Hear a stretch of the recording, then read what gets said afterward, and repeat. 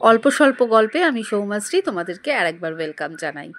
এই যে পার্সেলটা দেখছো সেদিন হঠাৎই কুরিয়ার কোম্পানি থেকে আসে এবং বলে এটা পেমেন্ট করা আছে, এই পার্সেলটা আমার নামে এসেছে এবং দুটো পার্সেল আসে একসাথে। তো এইটা প্রথম পার্সেল, আমি ভয়ে ভয়ে ভিডিও করেই খুলছিলাম যে ভেতরে কি না জানি আছে, কিছুই তো বুঝতে পারছি না, কে পাঠালো সেটাও জানি না। তারপর খোলার পর দেখলাম এই যে কাটার এবং ডাইসার এই প্রোডাক্টটা কেউ আমাকে একটা পাঠিয়েছে এবং যে পাঠিয়েছে সে কিন্তু খুব ভালো করে আমার চয়েসটা জানে।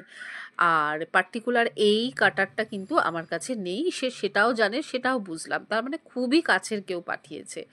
তো আনন্দ লাগছিল, হঠাৎ করে সারপ্রাইজ গিফট পেলে অবশ্যই সকলেরই আনন্দ লাগে, তোমাদেরও লাগে নিশ্চয়ই, কিন্তু বুঝতে পারছিলাম না যে কার কাণ্ড এটা। আর তারপরে যাই হোক, খুলে তো দেখলাম প্রায় 15 রকমের ধরনের কাটিং করা যাবে এটা দিয়ে। খুব মজাও লাগছিল, আনন্দও লাগছিল এবং ভালোবেসে যে পাঠিয়েছে তাকে মনে মনে থ্যাঙ্কসও জানাচ্ছিলাম। তো সন্ধেবেলায় বোন ফোন করে বলল, দিদিয়া তোর পছন্দ হয়েছে, তোর বার্থডে গিফট পাঠিয়েছি। তখন আমি রিয়েলাইজ করলাম আচ্ছা এটা রনি পাঠিয়েছে।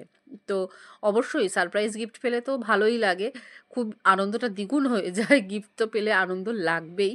তো আমার জন্মদিনের গিফট হিসেবে বোন এটা পাঠিয়েছে, আমার তো ভীষণ পছন্দ হয়েছে। তোমাদের কেমন লাগলো জানিও।